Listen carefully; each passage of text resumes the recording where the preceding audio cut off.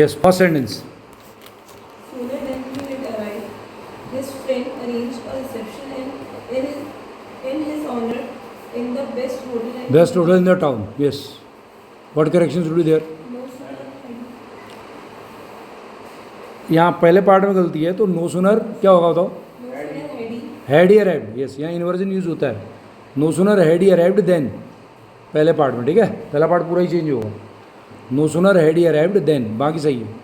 Second वाला, The need to set up a good library in the locality has been in the minds of people for some time now. हाँ क्या होगा?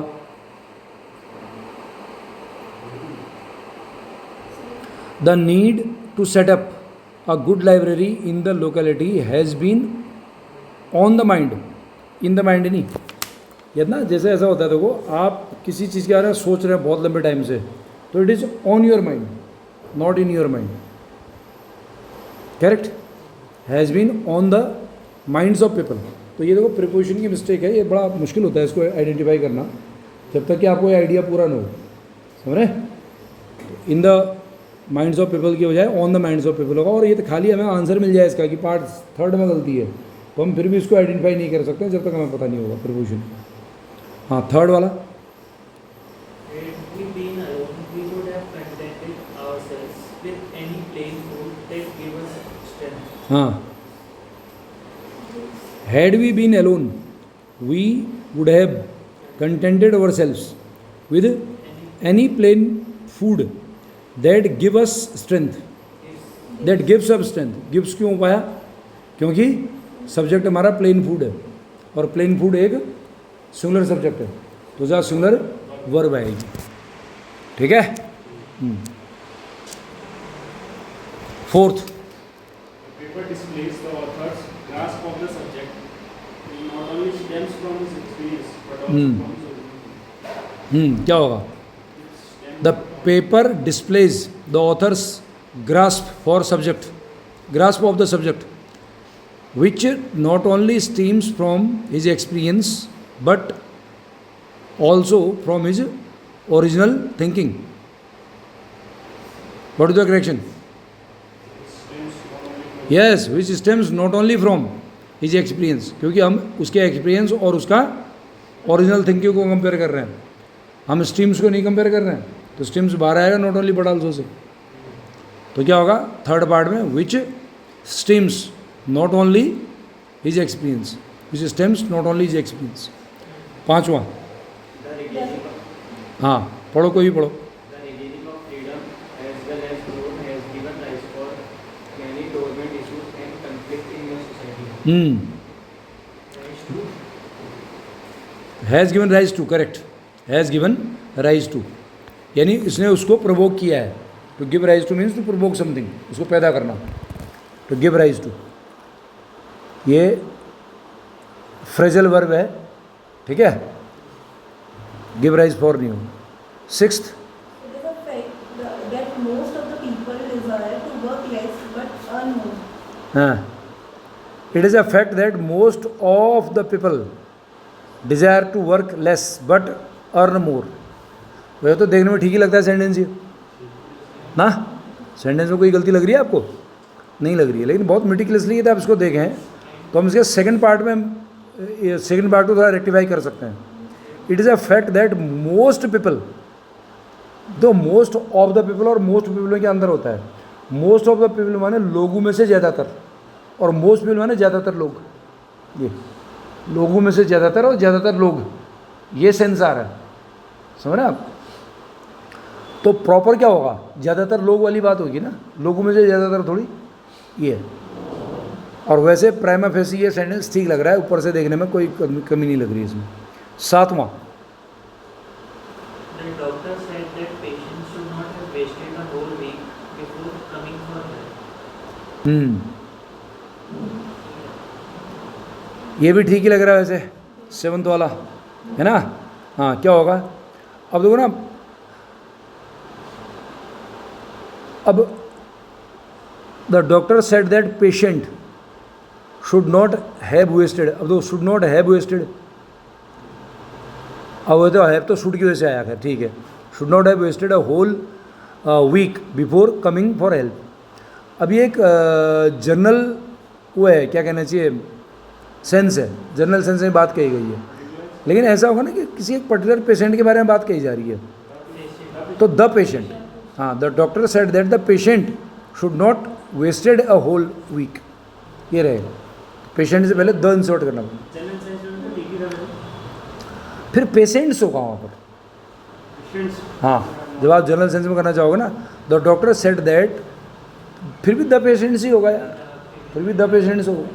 हाँ, क्यों plural है तो फिर दो आएगा ही आएगा, ठीक है। ये आगे 8वां, like most animals, the crocodile can live effortlessly both in water and land, हाँ, and on land. And on land, correct. Preposition चाहिए दोनों तरफ, एंड के दोनों तरफ प्रिपोजिशन, दोनों तरफ नाउन, दोनों तरफ वर्ब, दोनों तरफ सब्जेक्ट, दोनों तरफ ऑब्जेक्ट, एंड का रूल है। हाँ, तो फोर्थ पार्ट में होगा एंड ऑन लैंड। हाँ, 9th, That is preferable than likely. हाँ, that is preferable to life, prefer के बाद टू आता है। हाँ, 10th, When Gayatri said that she is coming to see me the next day, I wondered what problem she would face.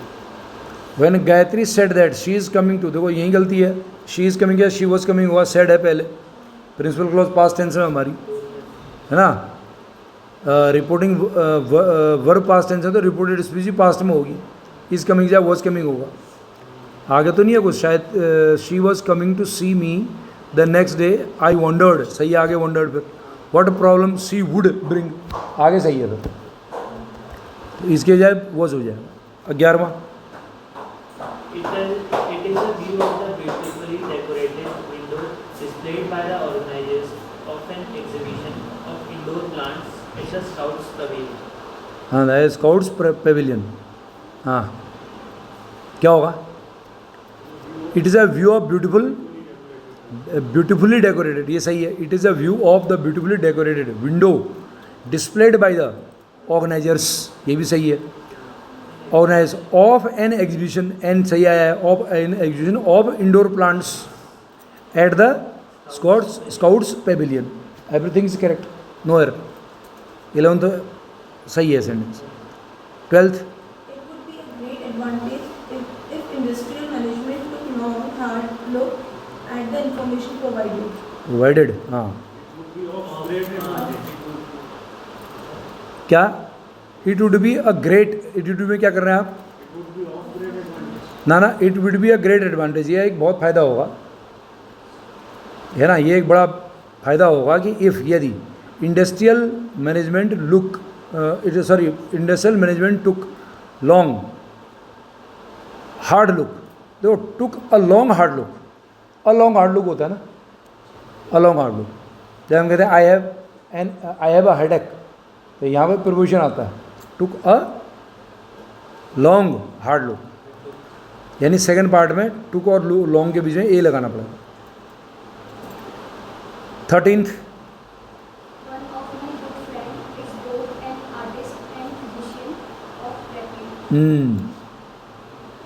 One of my good friend is both an artist and physician, देखो सही है, एक ही बंदा है, वो artist भी है physician भी है, तो आर्टिकल केवल पहले के साथ ही आया है, समझ रहे हैं, आर्टिस्ट के साथ ही आया है, तो ये सही है। ऑफ रेप्यूट, हाँ, तो क्या होगा, वन ऑफ, हाँ, one of my good friends, one is followed by plural noun and singular verb, ये रूल है। वन ऑफ के बाद प्लूरल नाउन आता है और सिंगुलर वर्ब आता है, क्योंकि हमें कई में से एक को हम चूज़ कर रहे होते हैं और सब्जेक्ट वही होता है, तो वर्ब हमारा सिंगुलर हो जाती है, समझ रहे हो।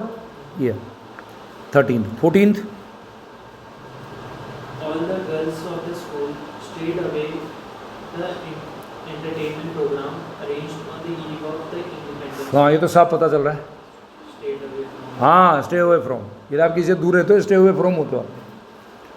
All the girls of the school stayed away from the entertainment programme, in second part में गलती है, stay away from, stayed away from. Last 15th, In August 1883, Krakatoa erupted and sent clouds of dust, ashes and sulfate to a height of 50 miles, blotted out the sun for more than 2 days within a 50-mile radius.